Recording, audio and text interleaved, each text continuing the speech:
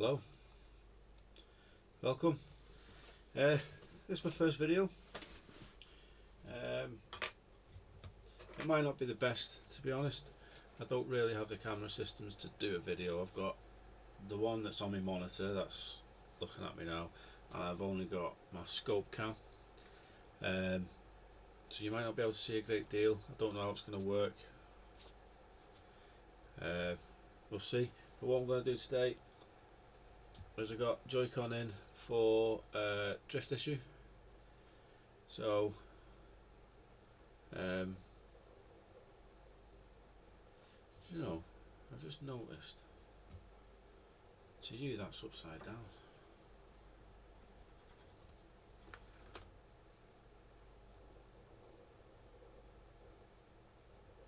Am I going to get this to stay as it should? Right.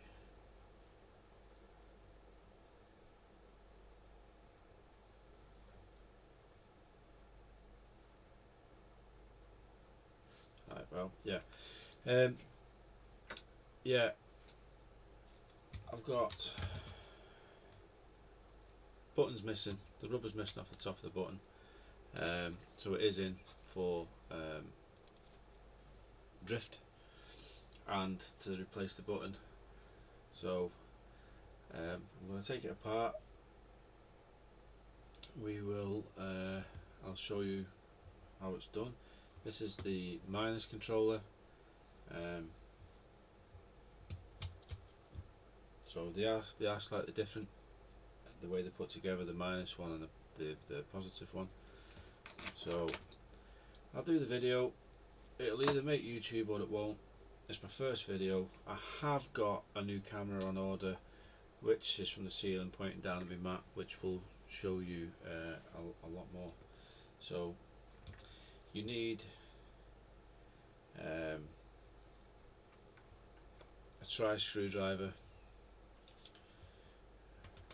Just a little bit like a Phillips, except there's only 3 instead of 4 prongs. We've got 4 screws on the outer casing. Take them out.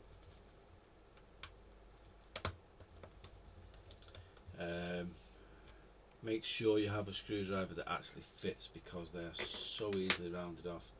And then basically it just comes apart like so. You have the top casing comes off with the rail, and then you're left with the bottom, which has the buttons and the battery. The battery's held in with some sticky tape, so we just need to stick something underneath it and take it off. This is not the first time this one's been opened, because it was not stuck down. When we're finished, we will stick it back down, because, well, I just like things to be done properly. Okay, now at the bottom here, near the motion controller, sorry, the vibration controller, we have 1 Phillips, and then here we have 4, but it's this one and this one to take this middle casing out. So like I say, they're only Phillips screws, they come out fairly easy, they're not very long.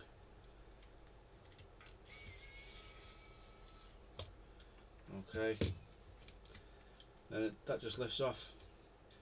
You have to be careful, because the shoulder button's still attached with a ribbon cable, as you can see here. That stays attached, so that can just sit to one side.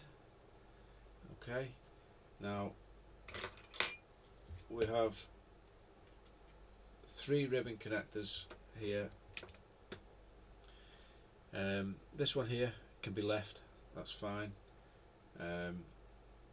Like I said, you can take it out if you want to move this out the way, but it's fine just sitting to one side, to be honest. You have this one here, which is for your top shoulder buttons. That needs taken out because it is in the space of it's in the way of one of the screws. Then this one comes off from the other side. That's that, pop that up, and then you can just slide the ribbon cable out. And then you have another 2 Phillips screws, one here which is very easy to get to, pop that out, and then the other top one, that's why you had to take this ribbon cable out, because the screws underneath. Really sorry about how you can see this, but we whip that out, and then the button literally just pops out. That's it, no problem at all. The L button is popped off with the spring, not the end of the world. Sometimes I move it out the way, to be honest, because it does pop off, you can lose the spring. Now the L button, this is the little micro button that the outer button presses. I'm just going to have a little look at that because it doesn't look fantastic, in all honesty.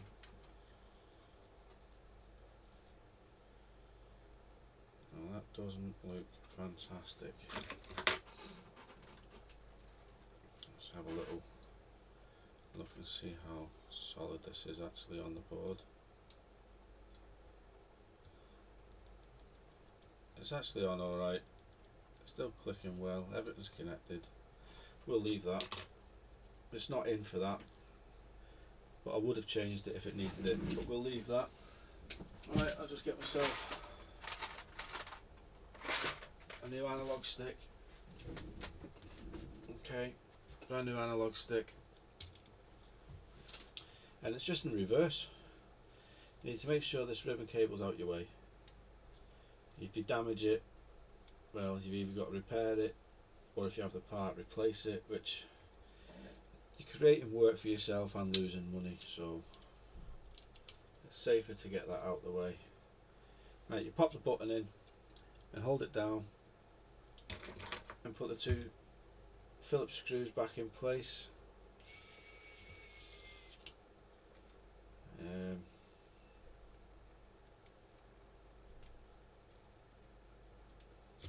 Screws not wanting to stick to that one.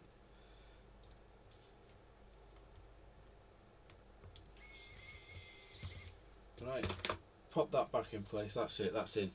Okay, now all we have to do is put the ribbon connectors back in.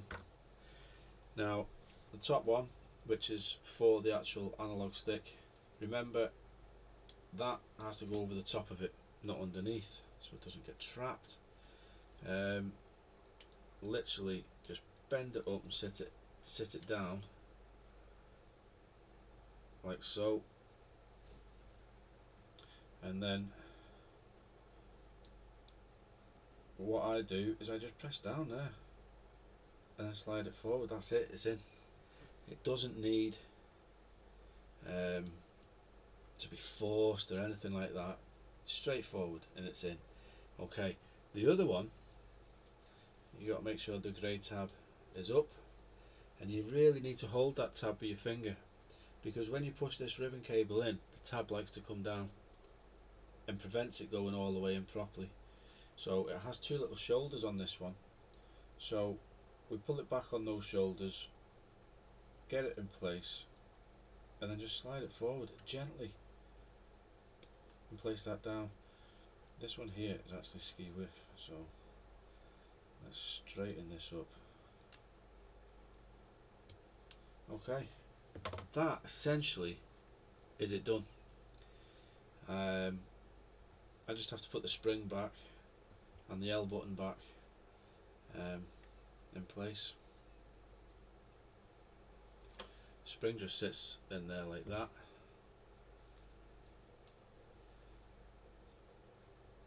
And when you put it back in place, providing you don't knock it, or the spring doesn't fly off like it just did, it will just sit there.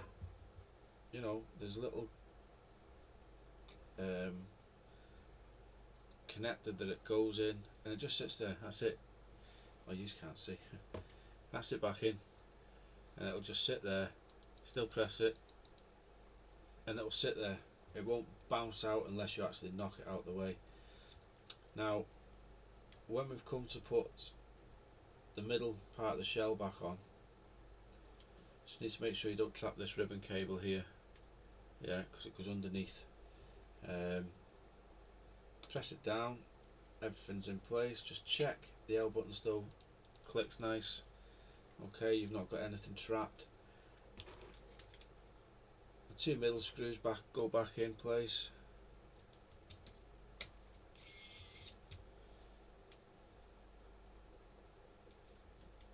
Okay, and then the end one. So you got all those screws back in place. Yeah. Now the battery, like I said to you before, the battery should be stuck in, and it's not. So you don't need a lot. It's a little piece of double-sided sticky tape. Pop that in. Okay. Place the battery back in place. Now it won't rattle around when the kids are playing. Now when we put the casing back on top, the ribbon cables in here bend in towards the battery, and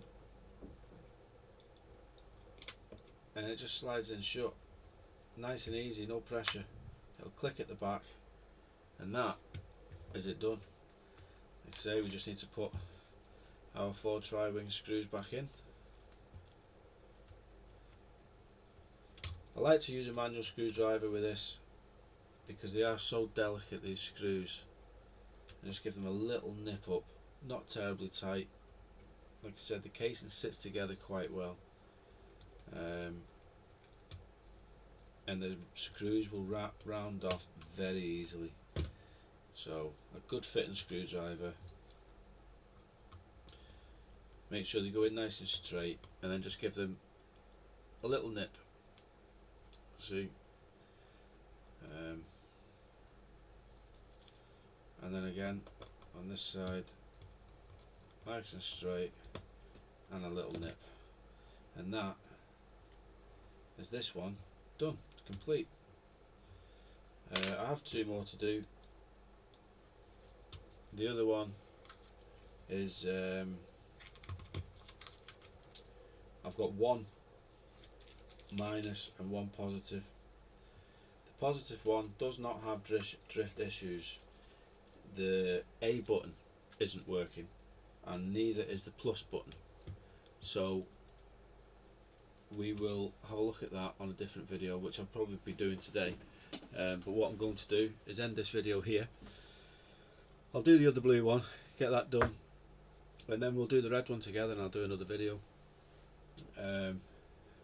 Now when you replace these, you want to put it back onto the switch, go through the menus, go to analog stick calibration, and just check that it's in the middle, and if it's not, just I'll do a quick calibration, and that's it, it'll be fine. So that's it, yeah. I hope you enjoyed the video. I hope you've taken something from it, and if you like the video, give it a like and a subscribe, because I'm going to do plenty more videos where I will be fixing Nintendo Switches, Xboxes, PlayStations, mobile phones, and lots of other devices. I even do key fobs. I've got a Beats pill up here that isn't charging. It's not the charging port, so I will do a video of that. Yeah, hope you enjoyed it. Thanks very much for watching. Have a good day.